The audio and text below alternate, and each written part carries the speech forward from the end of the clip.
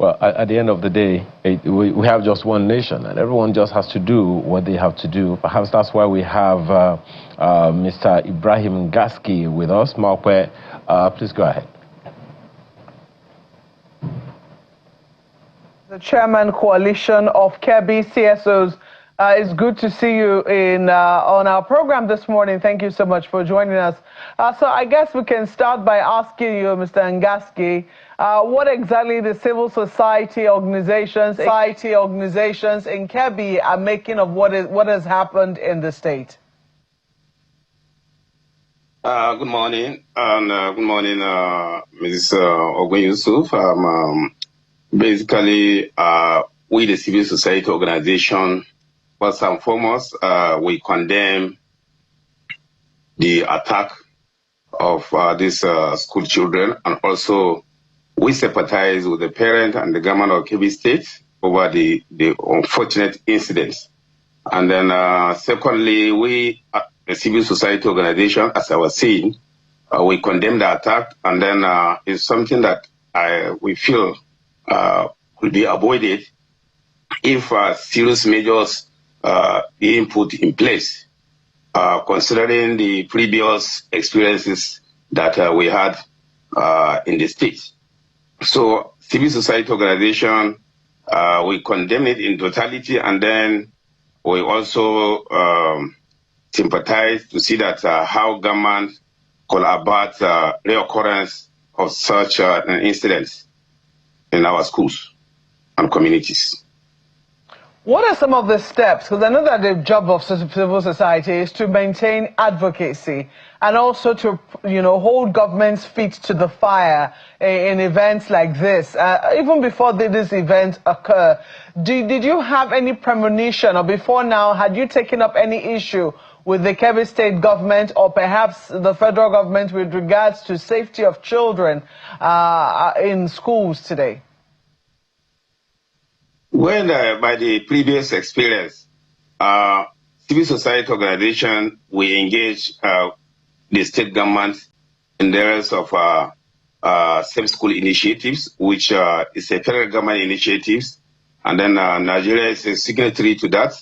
And then we see how these school initiatives, safe school initiative, being implemented across our schools, especially the boarding schools. And then schools that are prone to attack, we know them, and the government also knows those schools.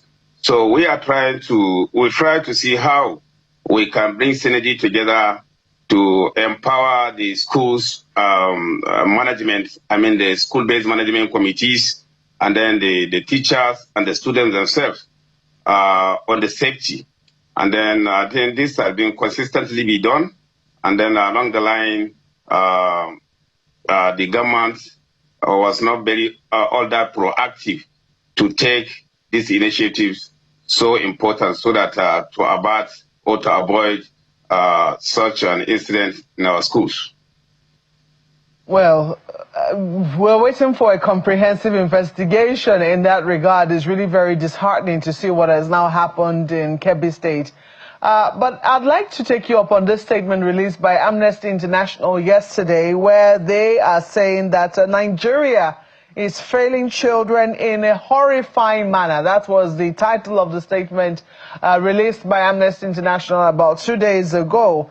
Now, they're concerned about the future of Nigerian children because they think that what this now marks is and they say, because yesterday we also had a conversation with the country director of Amnesty, they said they've conducted their investigations and they find out that when schools are shut down as a result of insecurity, particularly in many rural areas, that those schools rarely open up again.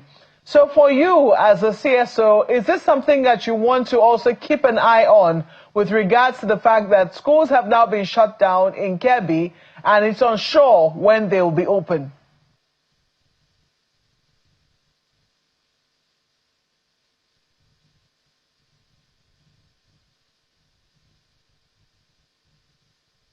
Mr. Ngaski, I don't know if you can hear me. I don't know if you heard me. Yeah. Oh dear, it appears that we've lost the audio there for Mr. Ngaski. While we wait to see how we can re-establish connection. Mr. Nanugo, I appreciate all of the many connections that you have made with regards to... Okay, it does appear that Mr. Ngaski is back.